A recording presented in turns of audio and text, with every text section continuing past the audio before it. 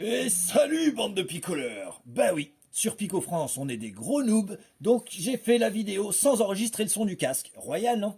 Bon, c'est pas grave, au moins elle durait 13 minutes, je vais pouvoir vous la passer en x2, alors désolé, ça va sûrement être inconfortable à regarder, mais au moins je vais pouvoir vous parler de la mise à jour 5.13 du Pico 4 Ultra qui est une bombe, c'est un banger, ça fout le Quest 3 au placard, soyons très clairs.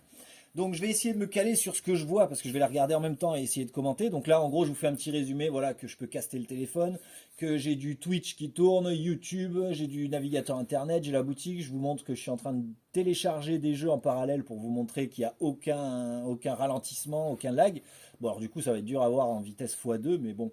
Le but c'est de vous faire des vidéos courtes pour pas vous bouffer du temps. C'est pour ça qu'il n'y a pas de pub, c'est pour ça qu'il n'y a pas toutes ces merdes. Donc une des premières choses de cette mise à jour c'est le fait que chaque fenêtre maintenant est détachable individuellement, il n'y a plus une espèce de dock circulaire sur lequel on place nos fenêtres. On peut les foutre où on veut maintenant, les redimensionner toutes individuellement. Donc c'est assez ouf, hein. Là vous voyez j'ai 7, 8 fenêtres, quoi. J'ai toujours mon dock en bas, hein. Vous voyez qu'il y a un dock avec une vingtaine d'apps, donc on a une vraie barre de tâches chez Pico. Et donc là, je vous parle de la seconde mise à jour déjà. Ah oui, c'est vrai qu'en x2, je vais galérer. Donc la seconde mise à jour, c'est qu'on peut convertir des photos 2D en vidéo, en photo spatiale 3D. Donc grosse mise à jour de la partie spatiale du Pico 4 Ultra, hein. On se rapproche vraiment d'un Vision Pro. Donc là, vous voyez que j'ai rentré une photo basique 2D de mon ordi. Je la bascule en spatial, ça prend quelques secondes. Et hop, j'ai ma photo 2D de base, n'importe laquelle, qui passe en 3D spatial dans mon casque. Donc on s'en rend pas compte là sur YouTube, mais c'est assez ouf quand on le voit dans le casque. On a une vraie profondeur qui se crée. Donc ça pour n'importe quelle photo. À savoir que les vidéos spatiales maintenant donc fonctionnaient déjà très bien, hein, mais ça a été encore optimisé et on peut même faire de la capture spatiale maintenant, c'est-à-dire que quand vous êtes dans votre jeu ou quand vous filmez avec votre casque ou quoi que ce soit, dès que vous faites du screen recording, si vous allez régler ça dans les paramètres de screencast et que vous mettez de mono à spatial, vous pouvez enregistrer en 3D spatial. J'ai testé ça sur du Demeo, j'ai mon gameplay de Demeo en 3D spatial quand je le re-regarde. C'est assez ouf cette fonctionnalité. Donc vraiment photo et vidéo spatiale optimisées à mort. Là, ça, on n'a pas les lentilles d'un Vision Pro, mais croyez-moi, les fonctionnalités en termes de capture spatiale sont incroyables sur le Pico 4 Ultra maintenant. Là, je vous parle en gros du Pico Games Optimizer. Bah oui, ça c'est ça. La grosse mise à jour de 5.13, c'est que nativement sur le casque, sans bidouille, sans compte développeur, sans carte bleue, sans téléphone ou quoi que ce soit, on peut modifier chaque jeu, vitesse du CPU, vitesse du GPU, enfin level du CPU et du GPU, fréquence, rendu fovéal fixe, donc on peut rogner les bords pour tout balancer au centre. Je vous garantis que j'ai testé sur Demeo ou Ilven Assassin, que je connais par cœur ces deux jeux-là, visuellement. J'ai pris une gifle immédiate. Donc, il y a plein d'autres mises à jour, hein. Il y a des environnements générés par IA gratuitement maintenant, avec des nouveaux formats. On peut maintenant enfin, ce que je suis en train de montrer là, c'est enlever la mise en veille du casque sans mettre un bout de scotch sur le capteur ou quoi que ce soit. Non, c'est dans les options natives du casque. On peut faire en sorte que le casque ne s'éteigne jamais si on le pose.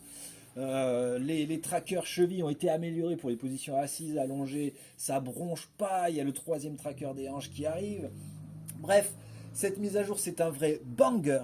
Il n'y a plus rien, mais vraiment plus rien qui justifie aujourd'hui d'acheter un Quest 3 plutôt qu'un Pico 4 Ultra. Alors, je vous vois arriver. La qualité des lentilles.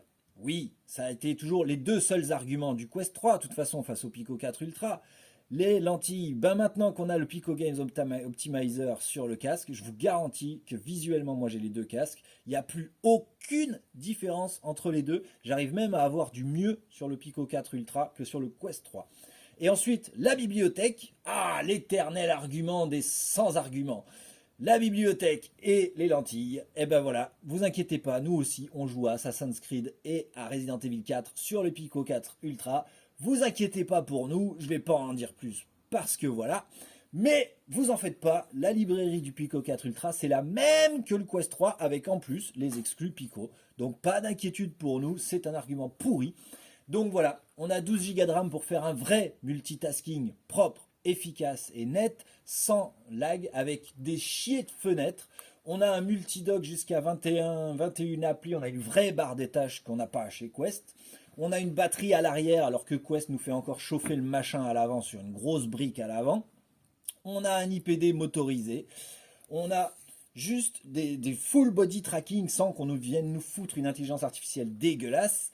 On a un store qui est propre et bien rangé. On a un menu qui est ergonomique et bien rangé. Donc, je suis désolé.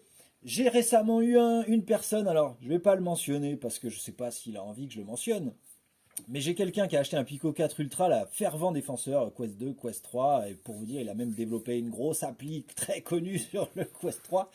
Il a acheté un Pico 4 Ultra, même lui, il l'a dit. Il a dit, putain, mais oui, le Pico 4 Ultra, c'est une bombe, il faut juste l'utiliser. Mais comme tous ces influenceurs, ils en parlent sans l'utiliser, sans l'avoir, ben forcément, ils savent pas de quoi ils parlent. Mais aujourd'hui, un Pico 4 Ultra, c'est clairement supérieur à un Quest 3.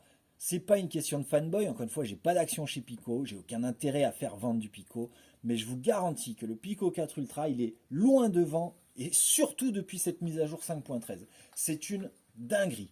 Donc, je sais que je suis pas forcément bien vu dans la communauté VR, etc., mais je m'en cogne. Il faut qu'il y ait des gens qui disent qui parlent de ce Pico 4 Ultra, vu que personne ne le fait en fait. C'est très frustrant. Rames a un peu évoqué, je te remercie encore Rames d'avoir évoqué cette mise à jour 5.13, mais putain, les influenceurs VR aujourd'hui ne parlent pas du Pico 4 Ultra alors que ce casque est supérieur au Quest 3. C'est un truc de fou, franchement. Je vais m'arrêter là parce que je vois que la vidéo arrive à la fin, je suis obligé de me caler, alors je suis désolé pour ce décalage son vidéo, j'espère que l'essentiel est là. Je souhaite à tous une bonne fin de dimanche, à ciao bande de picoleurs!